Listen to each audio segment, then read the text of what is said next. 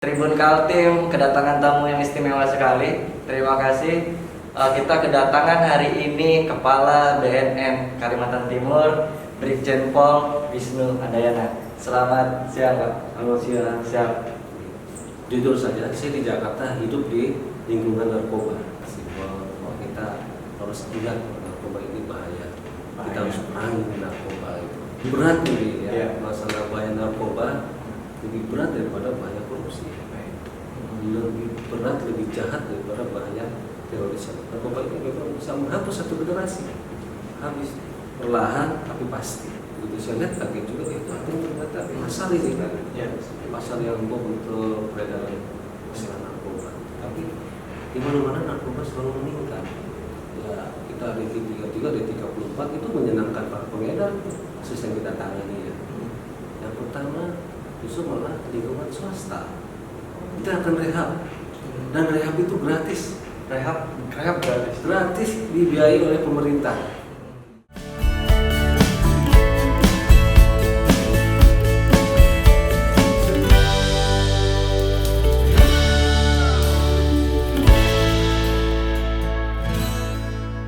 Selamat sore Tribuners yang ada di rumah. Bertemu lagi dengan saya Fahri Mahayuba, kembali di acara VIP Room, talk show khusus dengan salah satu narasumber yang hari ini kebetulan Tribun Kaltim kedatangan tamu yang istimewa sekali. Terima kasih.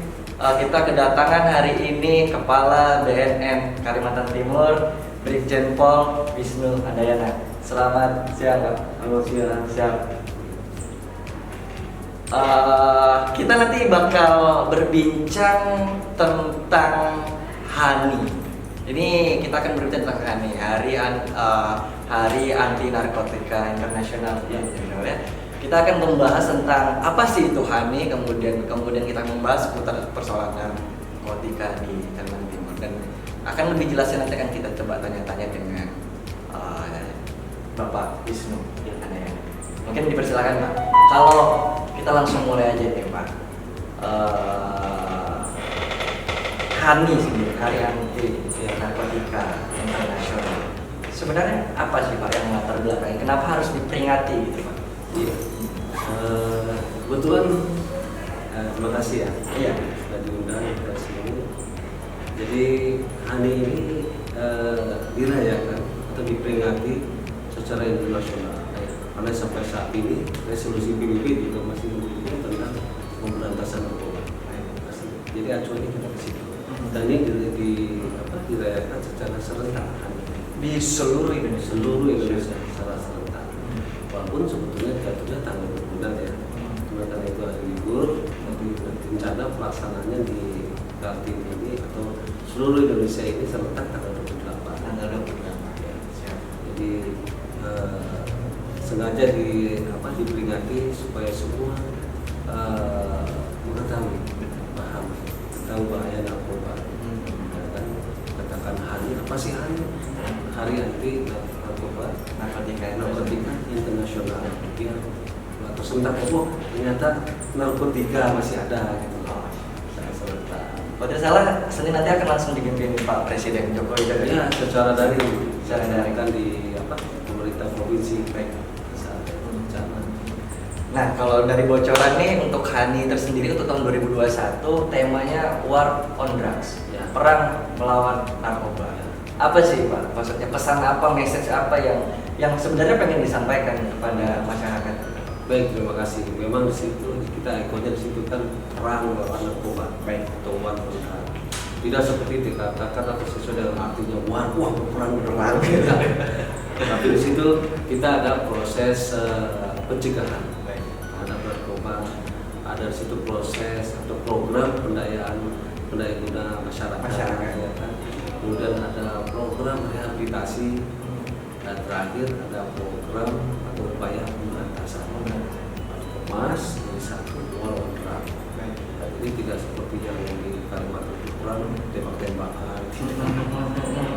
Tidak, tapi itu semacam simbol ya. Simbol bahwa kita harus ingat narkoba ini bahaya. Kita harus perangi narkoba itu. Karena korbannya bisa sampai ke satu generasi ya? Ya, bisa menghapus satu generasi. Bukan hitungan 1, 2, 3 bukan, tapi satu generasi teman-teman. Lebih berat nih ya, Iya. masalah bahaya narkoba lebih berat daripada bahaya korupsi.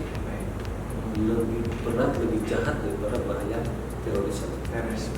Lebih berat karena memang ini narkoba itu memang bisa menghapus satu generasi.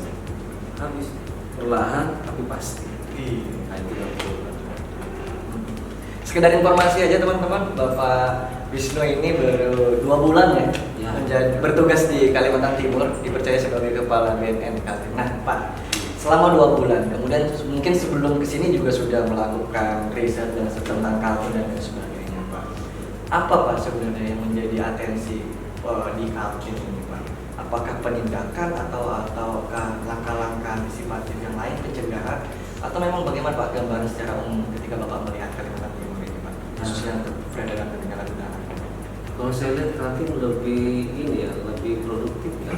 Istilahnya daerahnya ekonominya juga lebih hidup daripada tempat saya lama ya. Tentu kalau ekonomi berjalan dengan baik, itu juga beriring dengan pasar narkoba. Kalau ekonomi itu kurang baik, biasanya pasar narkoba sedikit. Agak oke. Kalau saya lihat Kaltim ini luar biasa masalah kualitas atau kehidupan ekonominya. Ya, itu sudah bisa menggambarkan kerawanan tentang narkoba. Nah, itu saya dapatkan informasi dari pegawai saya dan sebelum saya masuk sini saya tanya. Ternyata memang lebih tinggi di sini. Bahkan dari tempat saya dulu yang lama ya, yang lama. Barang-barang itu datang dari Kaltim. Barang-barang itu, Ya. mohon izin jenderal. Jadi teman-teman, Pak Wisnu ini bertugas sebelumnya di Gorontalo ya, sebagai kepala BNN. Berarti barang-barangnya dari narkoba di Gorontalo dikirim dari Kalimantan Timur. Ya, mereknya Kaltim di situ. Mereknya harus stempel kali. Sekarang saya ke tempat ya sumbernya. Pak. Tapi sebetulnya bukan sumber benar gitu. Karena barang itu lintasannya juga dari perbatasan negara maupun perbatasan provinsi. Ternyata saya kira semua produknya di Kaltim. Oh, Tapi ternyata ya memang datangnya juga dari perbatasan. Cuma tujuannya begitu masuk ke provinsi lain seperti Gorontalo, Barang Kaltim. Kaltim. Oh, siap. Setelah sampai di sini ternyata Kaltim lintasan juga. Sebenarnya Lintasan juga barang itu bisa masuk dari Sumatera. Misalkan jenis ganja itu kan dari Sumatera Utara. Kan kalau sabu itu bisa dari Malaysia. Ganja juga bisa masuk dari Filipina. Oh ternyata Kaltim karena memang ekonominya bagus. Ya. Walaupun demandnya juga tinggi, namun kok bisa juga menyisikan ke provinsi lain. Itu yang menjadi salah satu atensi juga. Jaringan-jaringan internasional memang masuk atau Ya, hanya masuk. sekedar lintasan atau gimana? Masuk. Kita punya jaringannya, kita punya petanya. Kaltim termasuk daerah tujuan. Baik. Tujuan wisata narkoba. Tujuan wisata narkoba. Ya, termasuk karena ada garisnya dan terutama dari negara sekitar ASEAN ya. Kaltim termasuk sasaran. Kaltim, kemudian sebagian Sumatera. Itu saya lihat Kaltim juga itu Kaltim ternyata pasar ini kan. Ya. Pasar yang untuk peredaran masalah narkoba. Subur. Tapi gini Jenderal, ini mau izin dikoreksi Jenderal. Dari data yang saya peroleh ke tahun 2020 tingkat prevalensi Kaltim ini menurun Jenderal. Yang tadinya dari 4 besar kemudian sudah sampai di angka 20-an. Nah ini apakah berpengaruh atau memang narkobanya melemah atau penindakannya yang jauh lebih masif atau bagaimana? Apakah ini kabar baik buat masyarakat Kaltim? Kalau saya pribadi saya katakan pribadi Ya. saya tidak begitu yakin. Nah, itu kan data penanganan, data yang sempat ditangani terus berkurangkan itu yang ditangani. Bagaimana yang tidak tertangani? Wajar kalau kita sebagai salah satu aparat pemerintah yang membidangi masalah pemberantasan pencegahan narkoba, kita selalu berpikir untuk negatif thinking ya. Baik. Supaya tidak overconfident Nah, saja ya, overconfident yang akhirnya merugikan masyarakat. Baik. buat saya mungkin itu karena memang penanganannya saja, penanganan. Di luar itu mungkin lebih banyak lagi. Saya tidak yakin sih, walaupun itu akan menurun ya, enggak, tidak bisa dibohongi, memang data penanganan seperti itu. Baik. Namun di lapangan saya juga nggak yakin juga sih. Fakta di lapangan juga berbicara yang lain juga. Biar ada rasa keadilan di sini. Kita tidak boleh santai ini apa? Ya. Wah, udah mulai berkurang nih. Jadi tuh, jadi penyidik lapangan santai aja. Santai aja, main data saja. Kasihan masyarakat. Kasihan lah. Jadi rugi. Jangan sampai data itu juga menjadi membuat terlena juga Ya. ya para penegak kita ya. Dan seharusnya data itu sebagai koreksi kita, sebagai koreksi kita. Mungkin akan lebih digiatkan lagi. Mungkin ada yang tidak kita tangani. Ya, mungkin karena belum adanya ya kesadaran masyarakat, ya kan? Atau memang belum dapat kita informasi tentang mereka. Sehingga data yang ada dicatat sebagai perkembangan yang baru. Baik. Tapi di mana-mana narkoba selalu meningkat. Jarang turun, jarang. Baik. Itu yang ada di lapangan. Jadi kita tidak mau terbuai dengan data yang sudah mulai. Kan di situ data prevalensi yang tahun 2019 itu kita ranking dari 33 dari 34 provinsi. Itu pun juga saya tidak yakin. Itu hanya Tapi data. apapun peringkatnya dan sebagainya, tetap dalam artian kerja teman-teman BNN dalam hal ini juga tetap tidak mengendurkan. Oh, tidak. Tidak kendur ya. Betul. Karena memang di lapangannya memang begitu, kenyataannya masih Betul. banyak peredaran. Data yang seperti itu misalkan ya kita ranking 33 dari 34 itu menyenangkan para pengedar. Masih menyenangkan, kalau kita tidak terdeteksi. Mungkin sudah mulai Malah disuruh tambah lagi. Tambah. Iya. Itu ya sekedar data saja ya. Sekedar data. Tapi kalau boleh tahu, jenis narkoba apa yang beredar di Kalimantan ini? Kalau di Kalimantan ini paling banyak digunakan ranking 1 masih ganja, Masih ganja. 65%. 65%. Ya, kalau sabu-sabu sekitar 38%. Sabu-sabu yang terakhir ekstasi 18%. Itu yang paling dominan. Paling dominan. Ada sebagian kecil, tapi masih terjadi sampai saat ini ya, penggunaan jenis bahan alkohol yang mengandung tanda itu seperti inhalen, lem itu, spiritus, Masih ada. di mana itu sudah mulai semarak, terutama digunakan oleh anak-anak yang ya taraf ekonominya menengah bawah, karena itu yang paling gampang dijangkau. Yang mereka jangkau. Itu di mana-mana itu udah Di mana-mana. itu kan zat adiktif, penyalahgunaan. Berarti kalau sabu dan ganja ini ya, berarti ada dua jenis yang katakan besar ya. Mereka menyasar kemana? Di sasarannya kepada siapa? Iya. Ya ini seperti kita ketahui kan kali ini daerah tambang ya. Baik. Ada pekerja. Tapi ternyata pekerja bukan urusan pemakaiannya. Ini sesuai dengan data yang ketika kasus yang kita tangani. Yang pertama justru malah lingkungan swasta. Pegawai Ya swasta. swasta ya. Swasta. Kemudian peringkat kedua wira swasta. Baik. Terus peringkat 3 pengangguran. Keempatnya buruh. Kelimanya pelajar dan mahasiswa. Sisanya TNI, oknum TNI, Polri, kemudian PNS. Itu sesuai data yang Sesuai data. Berarti dimensinya luas sekali jadi sudah disasar.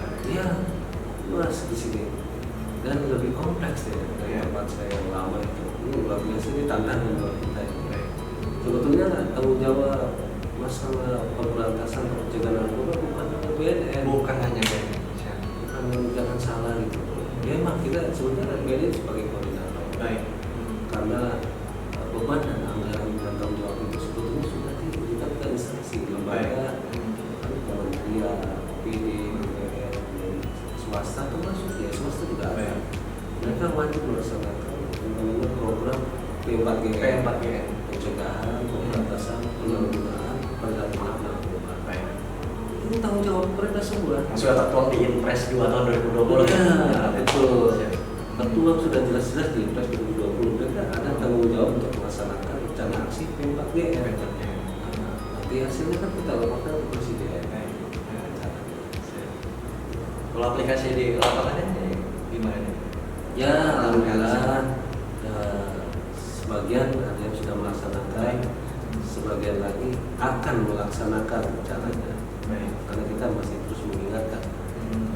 Ya seperti yang tadi ketika Pak Wisnu bilang, maksudnya narkoba menyasar ke semua dimensi lini gitu ya, nggak hanya pelajar, mahasiswa, pekerja swasta, bahkan pegawai negeri. Dan itu yang jadi perhatian juga ya. Dan harus memang harus ada pemantauan berkala ya buat instansi pemerintahan. Betul.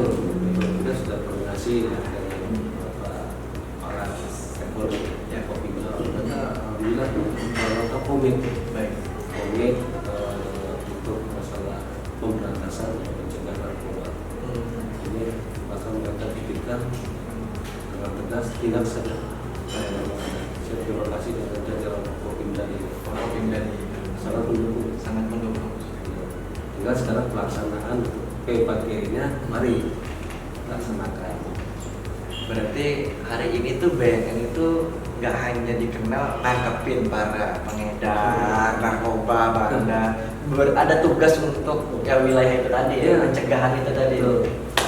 Jadi nggak usah khawatir ya. Baik. Masyarakat apabila di situ ditemukan ada orang yang menggunakan narkoba, kita akan rehab, dan rehab itu gratis.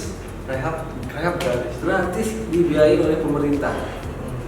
Kalau ada rehab, dia mengenakan bayaran kepada masyarakat yang sedang direhab, laporkan saja.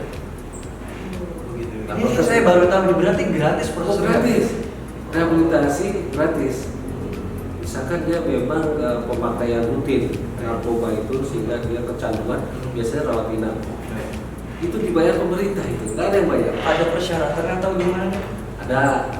Artinya begini, kalau yang bersangkutan memang ada yang pengantar, ini biasalah tapi nggak ada administrasi yang bayar itu tidak ada.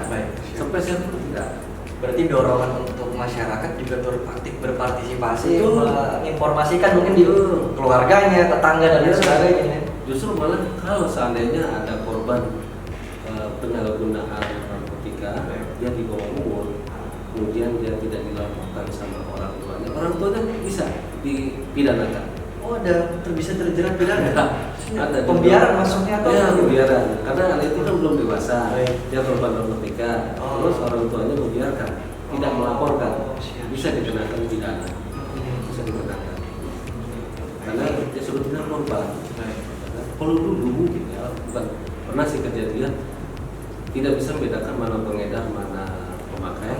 Akhirnya pemakai pun ditahan. Karena tidak ada unsur rehabilitasi di rumah tahanan di sanksi polri, sehingga mati dalam tahanan. Sekarang kalau ada penanganan yang ditangani oleh penyidik polri, itu harus di asesmen dulu di tempat kita. Ya, harus di asesmen dulu. Kita bisa melihat ini korban atau pengedar, atau dia pengedar sekaligus korban, atau korban murni, supaya jangan salah penanganan. Jadi hasil dari asesmen terpadu ini sebagai nantinya produknya akan menjadi rekomendasi kepada hakim untuk memutus. Oh, ini pengedar, apa itu? Oh, ini pengedar sekaligus korban. Oh, ini korban. Betul. Nanti dilihat kalau dia korban, dia pemakaian rutin nggak masalah narkoba, berarti nanti rawat inap. Kalau pemakaian sekali berarti rawat jalan. Sekarang lebih rapi. Itu barangkali mungkin bukan rahasia umum juga Jenderal ya. Di lapas, rutan kita di mana-mana sudah over max. Ya. Dan kemudian yang penyumbang terbesar itu adalah tahanan narkoba. Tahanan narkoba. Mungkin itu jadi trigger buat mengurangi atau gimana? Mungkin ada sejalan dengan hal itu. Ya, kita bisa lihat barometer sih, Pak. Barometer ya. Penuh sesak. Penuh sesak. Kalau untuk para napi narkoba dan itu terus bertambah. Baik. Terus hampir bisa mengarahkan kegiatan umum. Baik. Dan terus bertambah ini kan satu keprihatinan bagi ini tidak kita tidak harus merasa puas diri kalau kita habis nangkap habis juta maupun berapa kilo wah puas enggak. Semakin kita jemput bola semakin banyak yang kita ambil. Justru malah kalau dalam seminggu atau sebulan gitu kita nggak ada tanggapan bukan berarti alhamdulillah sudah aman. Keliru, kita tidak jalan berarti. Kalau jalannya insya Allah kita dapat. Kita nggak mau underestimate ya. Wah sudah aman. Nggak kasihan masyarakat itu korban. Ya pemisahan tadi juga jadi cara ya, mana yang pengguna, mana yang mengedar, mana yang bandar. Pemisahan itu kan pada akhirnya meminimalisir yang diproses yang ini. Khawatirnya seharusnya dia sebagai korban tiba-tiba diputus sebagai tersangka atau pengedar karena barang bukti nggak ada padanya. Nanti malah tambah pintar begitu gabung sama tahanan. Iya. Atau pintar ya. Bergaulnya sama orang-orang yang bisa S1 S2 nanti. Ya, baik. Informasi yang menarik Tribuners dari Pak Wisnu ya, dalam artian jadi jangan takut untuk melapor, berpartisipasi aktif untuk apa ya? Untuk berpartisipasi melaporkan ketika ada penyalahguna ya. Khususnya penyalahguna. Toh gratis, tidak dipungut biaya. Kalau dipungut biaya nanti kita langsung kontak Pak Wisnu. Lapor saya. Kan kita ada di rehabilitasi Tanah Merah ya. Di Tanah Merah. Lain kalau itu rehabilitasi swasta ya. Ya masih mungkin bayar ya. Swasta. Kalau milik negeri ya pemerintah yang bayar. Plat merah ya. Plat merah yang bayar. Siap. Mungkin terakhir ya. Iya.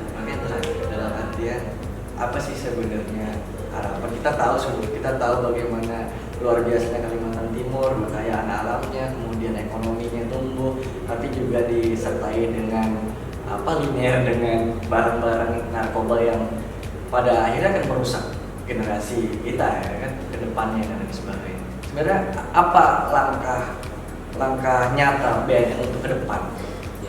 Untuk menyongsong ke depan, menyelamatkan generasi-generasi muda ke depannya. Ya, baik, terima kasih. Karena semua dimulai adalah dari ketahanan keluarga. Jujur saja, saya di Jakarta hidup di lingkungan narkoba. Alhamdulillah saat itu orang tua saya keras masalah narkoba, artinya melarang benar anaknya keluar malam, kumpul-kumpul begadang, keras. Dan alhamdulillah hanya keluarga saya yang selamat. Jadi ternyata memang ketahanan keluarga itu lebih penting. Walaupun lingkungan rusak, tapi ketahanan keluarga adalah benteng yang paling kuat. Oleh karena itu BNN, khususnya BNP Kaltim dan jajaran, kita mulai membentuk desa bersih. Desa bersih dari narkoba. Isinya apa? Kita membentuk ketahanan keluarga di dalam.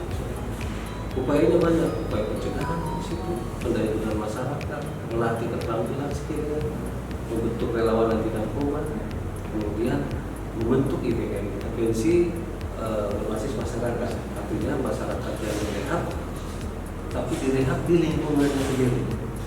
Nah, di sana ada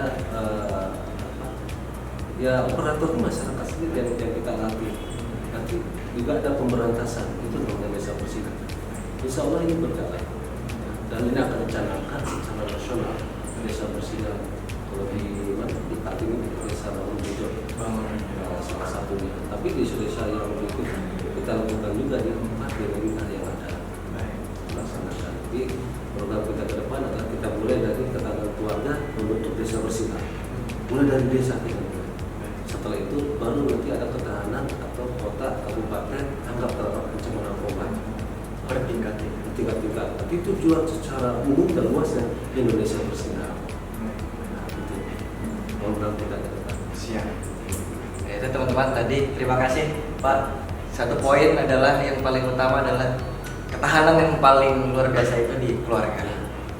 Biasanya kita kan kita terpengaruh karena lingkungan. Ternyata enggak juga ya. Ketika kita punya ketahanan pribadi ya. Betul. Oke, terima kasih, menarik sekali Pak Wisnu. Terima kasih telah berkunjung ke Tribun Kaltim. Semoga sehat. Saya mengucapkan juga selamat Hari anti narkotika nasional, Pak. Semoga teman-teman BNN selalu sehat di tengah pandemi. Ya, kemudian selalu bekerja dengan luar biasa dan baik di lapangan untuk menindak para pengedar, para bandar, kemudian juga menyadarkan teman-teman masyarakat bahwasanya kita harus memerangi narkoba. Ya. Terima kasih. Saya Fahri Mahyupa. Selamat sore tim.